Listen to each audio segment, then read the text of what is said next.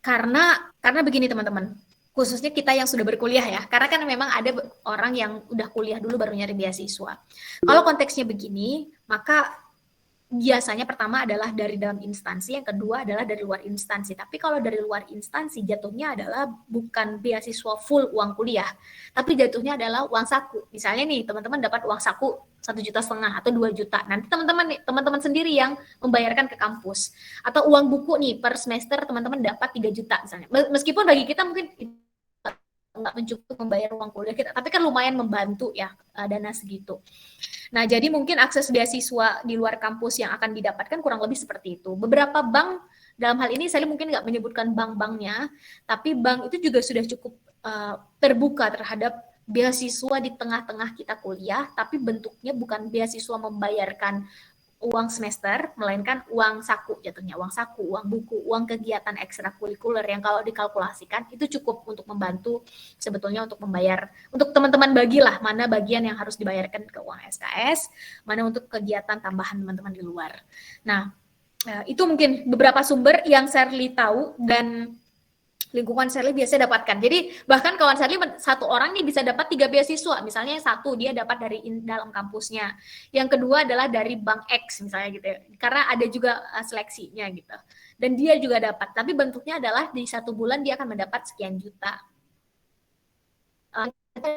Dia mendapat dari beasiswa unggulan, misalnya begitu dari salah satu kementerian. Ini kan 3 pihak yang berbeda, tapi kalau dikalkulasikan itu sangat membantu proses dia bertumbuh kembang, baik sebagai mahasiswa maupun sebagai pribadi yang ingin terus bertumbuh lewat skill-skill di luar keilmuan atau akademiknya yang memang sudah di dalam kampus. Jadi dia ikut ekstrakurikuler A, ikut B, ikut C, ikut program A, program B, itu cukup didanai dengan pemberi beasiswanya. Mungkin itu dulu tanggapan dari Sherly. Semoga bisa membantu Sofi mendapatkan beasiswa, khususnya beasiswa di luar instansi tempatnya kuliah. Terima kasih Kak Sherly, jawabannya sangat memuaskan. Cukup ya Kak Sofi. Oke, untuk yang bertanya silahkan, ada lagi? Bisa melalui room chat ya, atau langsung on cam. Untuk pertanyaan terbaik nanti ada gift pulsa dari kita. Izin bertanya Kak. Iya silakan Mas Yoga. On cam Mas. Ya. Siap. Perkenalkan nama saya Yoga Prian. Saya dari Universitas Peradaban, dari Prodi Manajemen semester 3. Yang ingin saya tanyakan sebenarnya simpel untuk Kak Sherly, yaitu hal apa yang paling unik dari seorang pemuda di era sekarang Kak? Itu. Terima kasih. Oke, terima kasih Mas. Langsung dijawab ya Kak Sherly. Ya, hal apa sebelumnya salam kenal untuk Mas Yoga. Hal apa yang paling unik dari pemuda sekarang? Saya ingin sampaikan begini, karena pertanyaan pemuda sekarang ya, berarti kan karakteristik pemuda di zaman sekarang. Pemuda di zaman sekarang, teman-teman, ini tantangannya berbeda dengan pemuda sebutlah 10 atau 20 tahun yang lalu. Karena kita hidup di era di mana sekarang semuanya serba cepat, semuanya serba canggih, semuanya serba terkoneksi, kan begitu. Mungkin tantangan di zaman orang tua kita adalah mereka kesulitan nyari informasi. Di zaman kita tantangannya adalah kita bingung nih, agak kesulitan membedakan atau memfilter ini mana informasi yang benar, mana yang kurang tepat, mana yang logis, mana yang kurang logis, mana yang penting untuk masa depan kita, mana yang sebetulnya nggak penting untuk masa depan kita. Maka hal apa yang paling unik dari pemuda di zaman sekarang adalah pemuda di zaman sekarang menurut Sherly hidup di era di mana semua akumulasi benefit dari industri 1.0 sampai 4.0 ini ada di zaman teman-teman. Di zaman yang satu kali klik we can get and reach 1,000 of people. One click kita bisa nyebarin informasi dan dapetin informasi sepersekian detik. Beda dengan misalnya 10 tahun yang lalu, ini butuh effort yang luar biasa untuk menyebarkan satu informasi. Hanya mereka yang punya privilege terhadap media-media besar saja yang bisa menyebarkan informasi dengan sangat cepat. Sekarang kita dari rumah kita masing-masing, di meja belajar kita masing-masing, satu kali klik kita bisa melakukan itu. Nah, Itu mungkin salah satu hal yang unik yang dimiliki oleh anak muda zaman sekarang, yaitu kecekapan. Ini nggak dimiliki oleh generasi sebelumnya. Nah, pertanyaannya adalah apakah kita cukup melayakkan diri dengan semua hal yang sudah ada di zaman sekarang. Poin kedua, secara umum pemuda itu adalah salah satu syarat terjadi perubahan, teman-teman. Kenapa? Karena syarat utama terjadi perubahan adalah melawan arus. Dan yang senang untuk melawan arus itu adalah anak muda. Anak muda senang melawan arus, nggak senang dengan status quo. Indonesia 1945 mendeklarasikan dirinya sebagai bangsa yang merdeka, ini karena ada segelintir anak muda yang nggak senang dengan status quo bahwa Indonesia itu dijajah oleh negara lain. Indonesia itu berada di bawah bayang-bayang negara lain. Nah, ada segelintir anak muda yang nggak suka dengan status quo itu, akhirnya melawan arus. Untuk itu, keinginan melawan arus itu selalu muncul dari anak muda. Makanya wajar dalam hal ini, mahasiswa ini kan diidentikan dengan anak muda ya. 3 hal yang menjadi privilege mahasiswa itu adalah, pertama, mahasiswa itu agent of change, agen-agen perubahan. Yang kedua, mahasiswa adalah social control. Suara teman-teman itu ditunggu oleh, bukan hanya oleh lingkungan sesama mahasiswa, melainkan oleh rakyat Indonesia. Karena teman-teman adalah social control. Yang ketiga adalah teman-teman adalah iron of stock, calon-calon pemimpin yang bisa ditawarkan oleh anak muda. Itu masa depan, teman-teman. Anak muda nggak bisa nawarin masa lalu, anak muda sangat sedikit yang bisa menawarkan hari ini. Harus kita akui, ilmu kita sedikit, pengalaman kita sempit, wawasan kita pas-pasan. Dengan kata lain, kalau ada hal yang bisa kita tawarkan, ini tentu adalah masa depan. Untuk itu, ketika kita bicara anak muda, kita pasti bicara masa depan. Pengen ngelihat masa depan suatu bangsa, maka lihat karakter anak mudanya. Pengen memperbaiki masa depan satu bangsa, perbaiki karakter anak mudanya, and then vice versa. Demikian juga sebaliknya. Kita pengen menghancurkan masa depan satu bangsa, hancurkan karakter anak mudanya. Maka sebetulnya kelebihan atau keunggulan anak muda justru adalah pada 3 hal yang sempat kita bahas. Pertama, energi yang masih besar, waktunya masih sangat luang, curiosity-nya masih sangat tinggi, dibungkus dengan kita senang melawan arus. Sehingga wajar kalau Hasan Albana pernah bilang, gak akan pernah ada perubahan besar di dunia ini terjadi tanpa di belakangnya ada derap langkah anak muda. Karena semua resources perubahan, syarat terjadi perubahan, itu ada pada anak muda. Mungkin itu yang bisa saya jawab untuk pertanyaan Yoga barusan, semoga bisa memberikan perspektif. Silahkan. Terima kasih banyak, Kak. Sangat membuka wawasan baru juga untuk saya. Salam kenal juga, Kak. Ya, cukup ya Mas Yoga. Baik, untuk selanjutnya silahkan ada yang ingin bertanya lagi.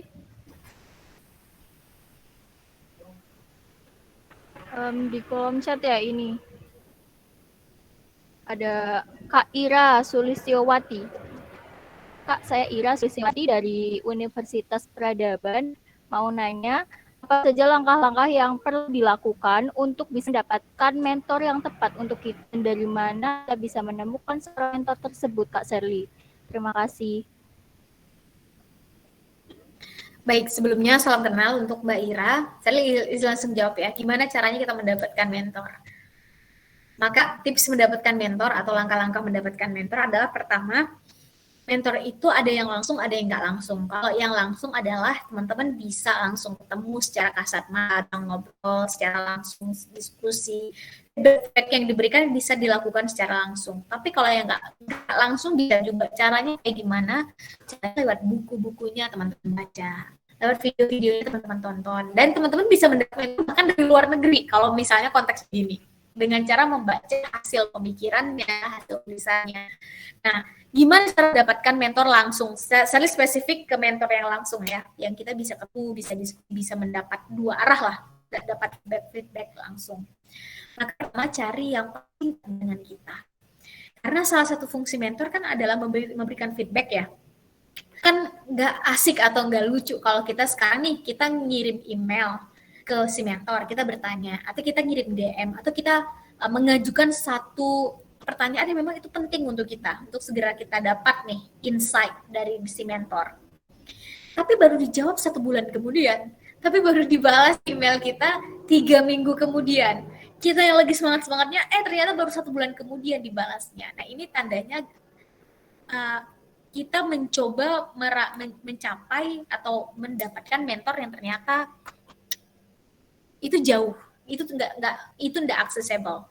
Nah, kalau dari Sherly, mulai dari lingkungan terdekat, bisa jadi itu adalah ada di sekitar kita, bisa jadi orang tua kita, bisa jadi mungkin senior-senior kita di kampus, bisa jadi mungkin di organisasi kakak-kakak senior di organisasi.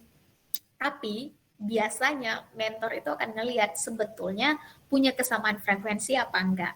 Jangan-jangan kita kepengen dimentorin oleh satu mentor nih, misalnya si kakak X misalnya. Ternyata kita nggak mampu mengikuti cara kerjanya dia. Ada mentor yang misalnya baru tidur jam 2 malam, bangun jam 4 pagi. Kita nggak mampu mengikuti cara dia kerja. Maka dengan sendirinya kita akan tertinggal, teman-teman. Maka dalam hal ini, setelah melihat nih siapa yang paling terdekat dengan kita, yang kedua adalah kita tahu dulu sebetulnya yang ingin kita kejar seperti apa. Mereka yang concern dalam isu pendidikan akan sedikit kurangnya berbeda nih nanti yang dicari dengan mereka yang concernnya dalam isu entrepreneur. Mereka yang concernnya dalam isu lingkungan otomatis akan mencari mereka yang menti-mentinya concern dalam isu lingkungan. Mereka yang targetnya mendapatkan beasiswa otomatis akan mencari mentor yang memang punya concern dalam hal itu juga. Nah, setelah kita tahu sebetulnya target kita apa, tujuan kita apa, goal kita apa, kita udah juga ngelihat orang-orang sekitar kita. Yang keempat adalah proof, buktikan. Karena antara mentor dengan mentee itu biasanya kayak kutub positif sama kutub negatif. Kutub positifnya adalah si mentor, bisa jadi secara keilmuan, secara pengalaman, secara wawasan, dia lebih. Kita adalah yang minus nih, yang ilmu kita kurang, pengalaman kita kurang, wawasan kita juga masih minim. Maka antara kutub positif dan negatif ini kan saling tarik menarik ya. Kalau dalam magnet itu kan, kalau di magnet itu kan mereka saling tarik menarik. Maka yang si mentor akan mencari mentee yang memang dia punya keingintahuan yang tinggi, tapi melihat bahwa sebetulnya ilmunya masih kurang. Si mentee juga mencari mentor, maka dengan sendirinya akan ketemu. Dengan cara apa? Ikut organisasi, ikut kegiatan. Teman-teman mau menantang diri sendiri keluar dari zona nyaman, ikut kompetisi. Bisa jadi mungkin kita nggak menang di kompetisi, tapi kita mendapat mentor di sana. Terus jadi kita belum unggul di kompetisi, tapi kita mendapat networks atau pertemanan yang akan memperluas jejaring kita ke depannya. Nah, dalam hal ini, coba banyak hal positif, teman-teman. Justru sekarang saat kita muda, karena kita nggak tahu nih, hal positif mana yang akan mengantarkan kita pada level atau kesempatan selanjutnya. Jangan terlalu cepat menutup diri pada kesempatan, karena kita nggak tahu kesempatan mana yang ternyata justru mempertemukan kita dengan mentor, memperluas networks dan jejaring kita, yang menurut Sherly sejauh ini ya, Sherly mengamini bahwa networks mentor itu adalah salah satu resources yang kita butuhkan untuk kita berkembang. Nah, bisa-bisa atau jangan-jangan kita yang selama ini sudah membangun penjara atas kemampuan kita sendiri. Jangan-jangan selama ini kita membangun ceiling, atap, atau batasan atas pencapaian kita sendiri. Kayaknya itu terlalu jauh deh. Kayaknya kalau kita ikut, kita nggak akan menang deh. Kayaknya kalau kita kerjain, nggak akan pernah bisa deh. Kita duluan yang sudah memiliki inferiority complex. Ngerasa rendah diri, ngerasa kecil diri, duluan mengerdilkan kemampuan diri sendiri. Membungkus semua ini, lakuin. Do it. Lakuin dulu, teman-teman. Ketika teman-teman memulai, mengerjakan, melakukan, maka pelan-pelan teman-teman akan dengan sendirinya dipertemukan dengan komunitas yang punya concern dan isu yang sama. Ketemu dengan orang-orang yang bisa jadi itu jadi mentor teman-teman, belajar banyak hal baru, memperluas pertemanan. Kalau dari awal kita udah duluan berpikir pesimis, berpikirnya sudah mulai realistis, ya udahlah kita nggak akan mampu, ya udahlah nanti gimana kesempatan datang pada kita aja. Kita nggak memulainya, maka ya jangan salahkan juga ketika mentor itu juga nggak ketemu. Karena jangan tunggu sempurna dulu untuk kita mulai. Mulai dulu pelan-pelan kita mulai menyempurnakan apa yang masih kurang pada diri kita. Mungkin itu yang bisa Sherly jawab, berapa tips atau lebih tepatnya langkah kali ya untuk mendapatkan mentor. It works on me, itu cocok dengan Sherly. Sekiranya cocok dengan teman-teman, silahkan teman-teman pakai juga. Tapi kalau belum cocok, belum tepat dengan teman-teman, jangan menyerah teman-teman, karena nggak ada 100% cara yang bisa kita copy paste antara satu orang dengan orang lain. Itu dulu dari Sherly, saya kembalikan dulu ke moderator. Silakan.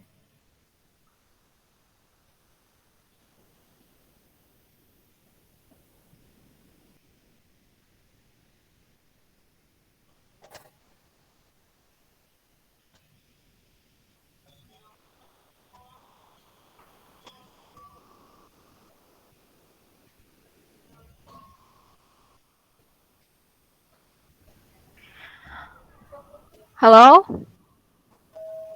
Gimana Mbak Ira? Sudah cukup? Alhamdulillah. Terima kasih Kak Sherly. Iya, alhamdulillah sudah terjawab ya. Oke, mungkin satu kali penanya lagi, bisa silakan diajukan pertanyaannya, bisa melalui room chat. Oh ya, ini ada ya, ada ya. Dari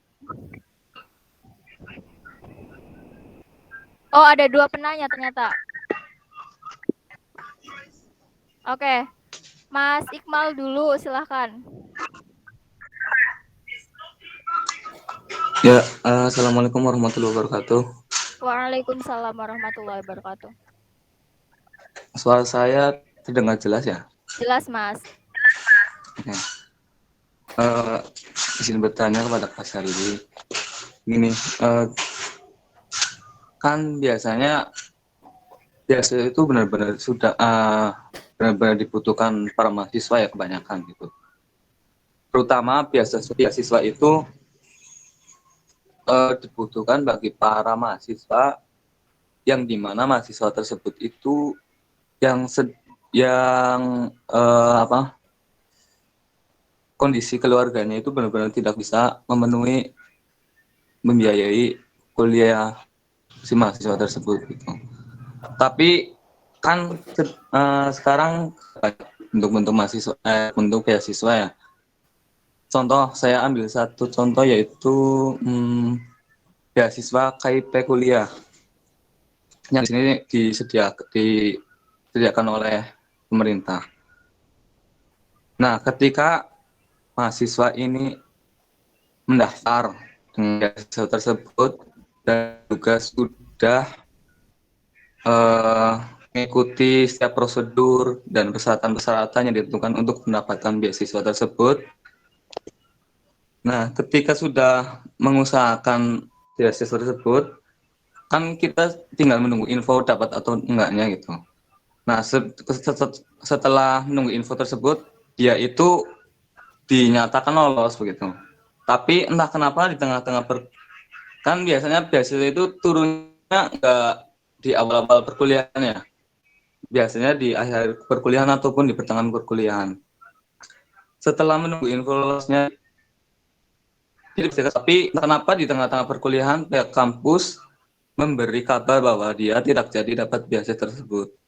Sedangkan di awal dia sudah dinyatakan terdaftar sebagai penerima beasiswa tersebut.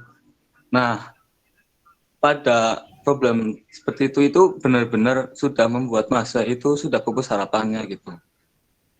Terus ketika mahasiswa sudah merasakan kekecewaan yang seperti itu, apa yang harus dilakukan oleh mahasiswa tersebut gitu. Sedangkan dia tidak tahu apa-apa tentang sebab dia tidak jadi dapat beasiswa yang sudah ia usahakan begitu Kak Sherly. Jadi apa yang harus dilakukan mahasiswa yang sudah merasa kecewa bahwasanya ia sudah merasa kayak di PHP-in gitu. Terima kasih. Baik, saya izin langsung menjawab ya, Mas Iqmal, terkait waktu. Jadi saya izin langsung menjawab. Sebelumnya salam kenal untuk Mas Iqmal. Saya ingin sampaikan begini, karena tadi kan pertanyaannya sangat teknis ya. Saya ingin sampaikan, tentu di situ ada kesalahan. Saya nggak tahu, bisa jadi kesalahan dalam proses memanage uang beasiswanya ya dari pihak kampus. Tapi saya nggak pengen main kucing-kucingan. Ini mana yang salah, siapa yang salah, nggak. Justru bagaimana kita memanage ego, memanage diri, justru jadikan itu sebagai cambukan. Bahwa saya akan buktikan bahwa mereka menyesal nggak ngasih saya beasiswa. Karena gini teman-teman, ada 3 hal yang membuat kita punya fire in the belly, motivasi besar dalam diri. Pertama, rasa sakit yang kita miliki. Hati-hati dengan orang yang sakit hati, hati-hati dengan orang yang kecewa teman-teman. Saat rasa sakit dan rasa kecewa ini dikonversikan menjadi energi, dia jadi energi yang sangat besar. Dalam hal ini untuk membuktikan ke dirinya sendiri, untuk melakukan berkarya, bahkan bisa jadi nanti dalam konteks ini mungkin Mas Iqmal atau kawannya tadi bisa jadi orang yang tadi kecewa, orang yang tadi pupus, orang yang tadi sakit hatinya justru yang akan membawa nama universitasnya nanti entah di level nasional atau internasional. Ketika rasa sakit tadi dikonversikan menjadi energi positif dan energi yang membangun. Yang kedua adalah harapan, munculkan harapan. Oke, sekarang saya nggak mendapatkan beasiswa ini, tapi harapan saya adalah saya tetap bisa lulus dengan cara, oke, saya akan cari yang lain, saya akan setidaknya cari dulu tambalan dana untuk selesaikan beasiswa ini dengan cara yang tetap yang tetap achievable untuk dikejar.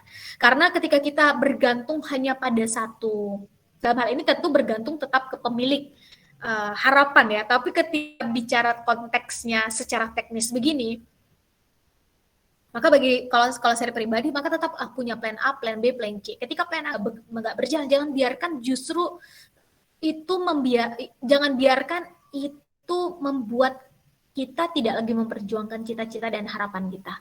Plan A nggak berjalan, cek. Ada plan B nggak? Jangan-jangan ada pemberi beasiswa lain. Cek, kira-kira kita bisa melanjutkan ini kayak gimana ya? Mungkin sekarang kita akan mungkin menanggung malu, mungkin rasanya sakit, mungkin nggak enak, mungkin jadi diomongin oleh pihak keluarga, mungkin oleh kawan-kawan kita, nggak apa-apa.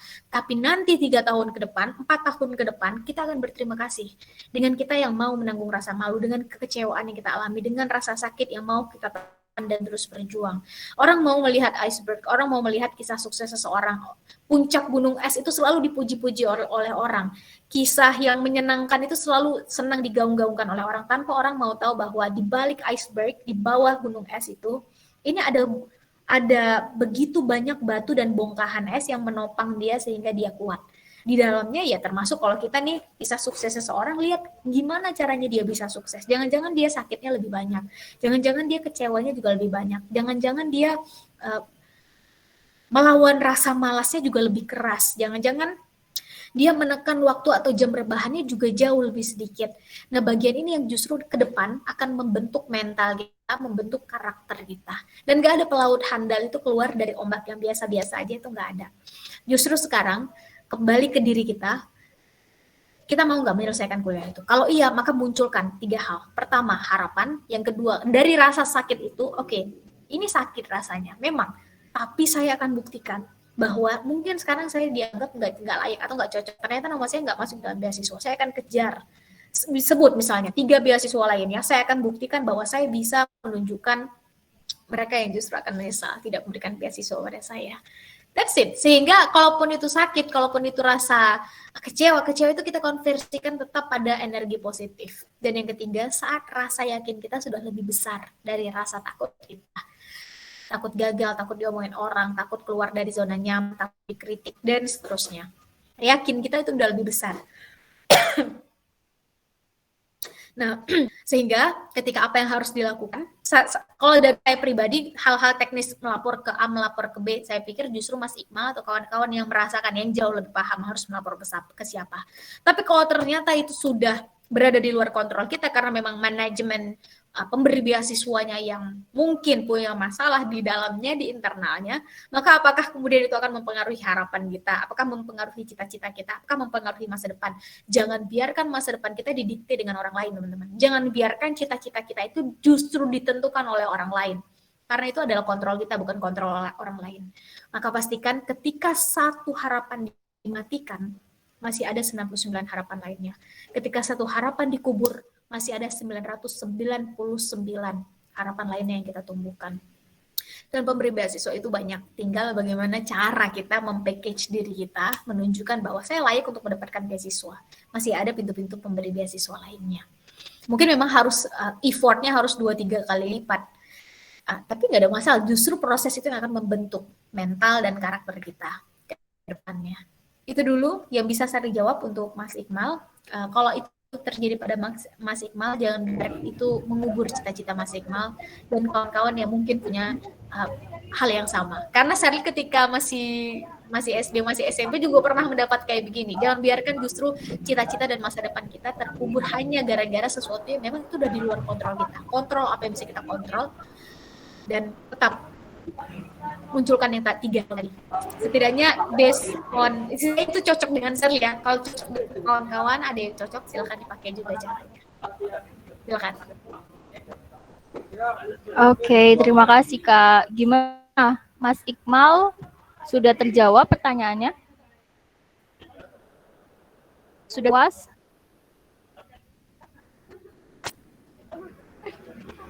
Mungkin kita langsung lanjut aja nih Kak, ada 2 nanya terakhir. Ada 2 terakhir, yang pertama itu kuliah di Indonesia dan di luar negeri Kak. Terus yang kedua ada dari Mas Fajar, itu tentang public speaking. Bagaimana kita bisa supaya publiknya bagus nih Kak. Langsung Salam kenal untuk 2 penanya terakhir. Liz langsung menjawab ke poin utamanya ya, karena mengingat waktu, jam 11 sudah harus meninggalkan ruangan. Untuk yang pertama, gimana bedanya kuliah di Indonesia dan di luar negeri? Bedanya kalau begini, ini apa yang Charlie alami mungkin dengan orang lain berbeda. Jadi setidaknya apa yang Charlie alami perbedaannya apa adalah sistemnya berbeda teman-teman. Kalau luar negeri itu lebih menghargai proses, sangat menghargai prosesnya. Kita boleh jadi hasilnya biasa-biasa saja, tapi kita sangat dituntut untuk berpikir kritis. Ketika kita mengeluarkan pendapat A, maka kita harus mampu bertanggung jawab dengan pendapat itu. Melalui berpikir kritis, ibaratnya gini, ketika kita menjawab A, kita harus bisa menjustify kenapa jawabannya A. Sehingga yang dibentuk adalah cara berpikirnya. Kalau ada yang membedakan misalnya apa yang saya alami di kurang lebih 2 tahun di Australia, cara berpikirnya. Maka sistem ini ya, sedangkan di Indonesia kita sama-sama tahu bahwa ujian itu biasanya adalah sebagai formalitas untuk lulus kan begitu ya. Jadi orang beasiswa, orang mengejar lulus dengan nilai yang baik, kejar adalah nilai prosesnya. Yang akan membedakan hasil seperti apa. Yang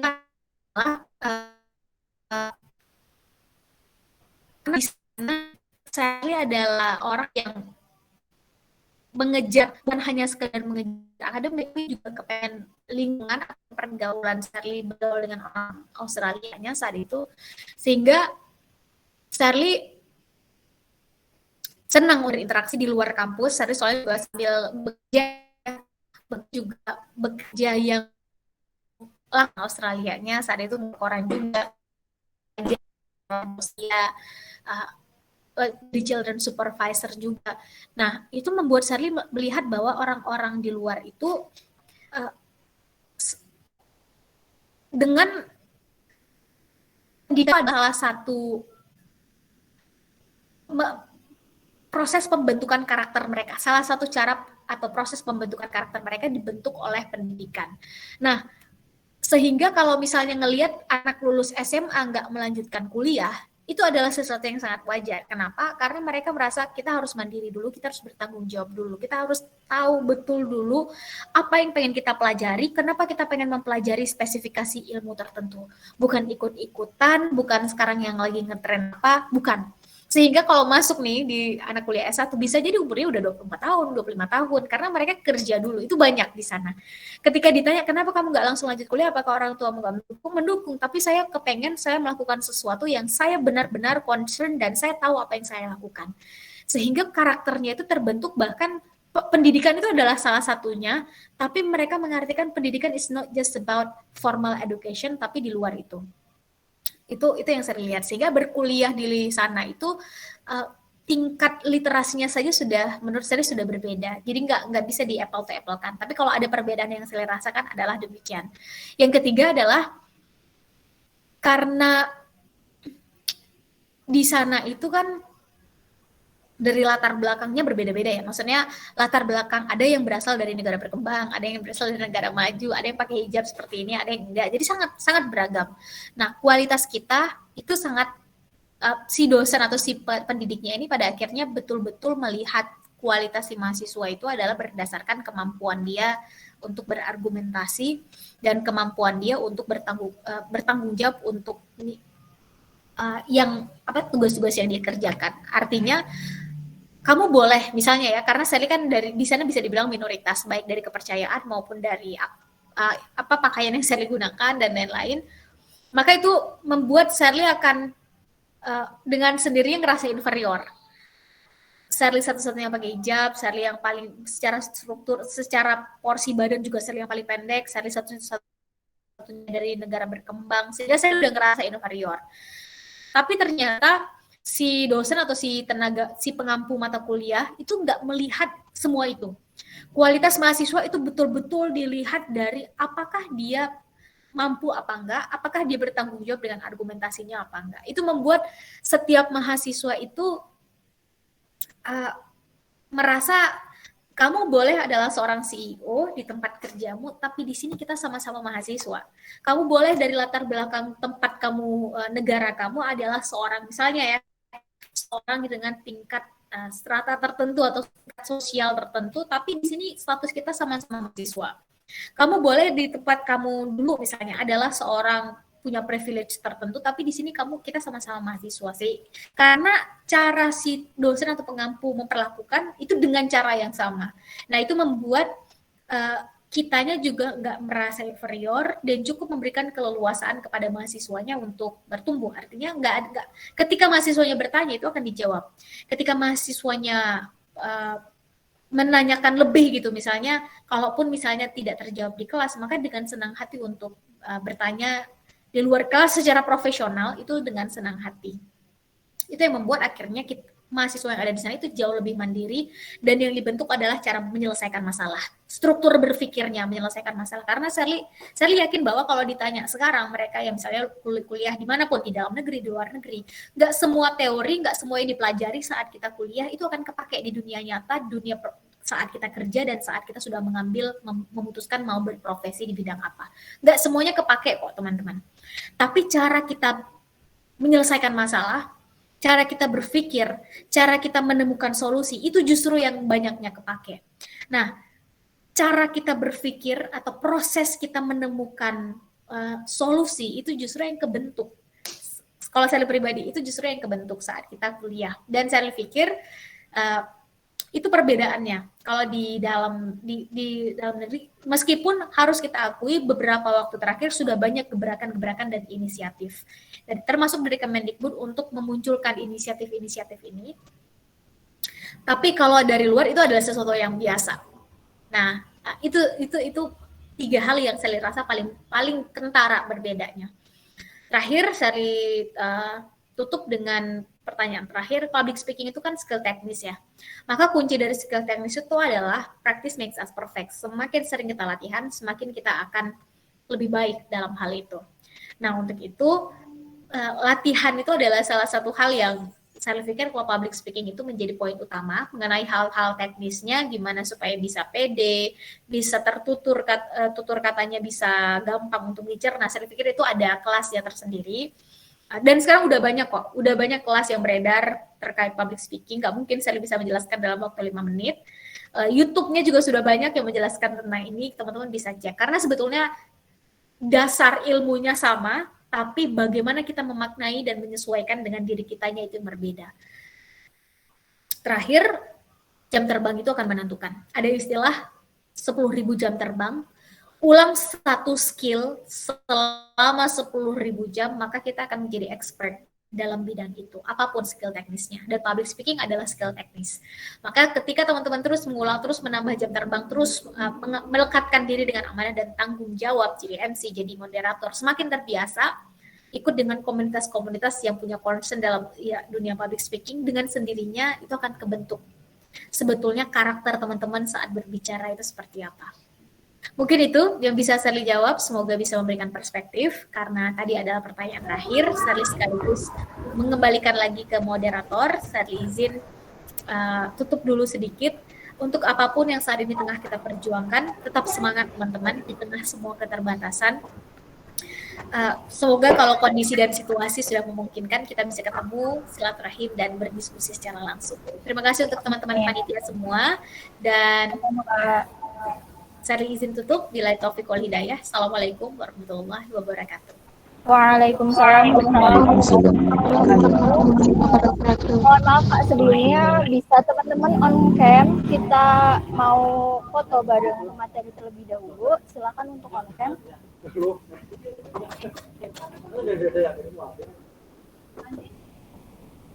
Oke. Silakan Anten. Udah. Udah. Oke, dalam hitungan ketiga ya. 1, 2, 3.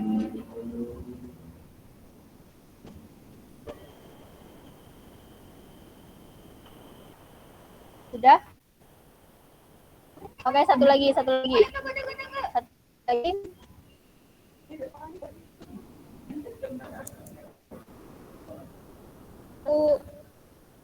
3.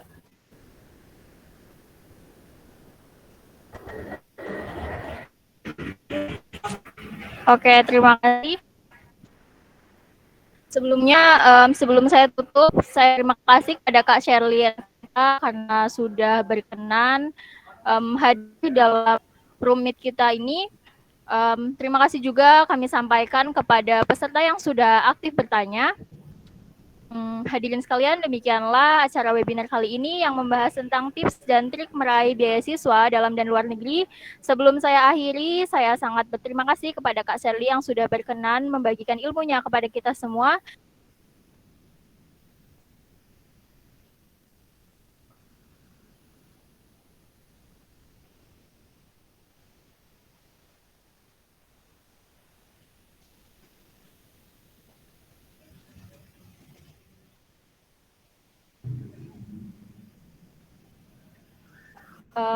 Baik, billahi taufiq wal hidayah. Wassalamualaikum warahmatullahi wabarakatuh. Saya kembalikan ke MC.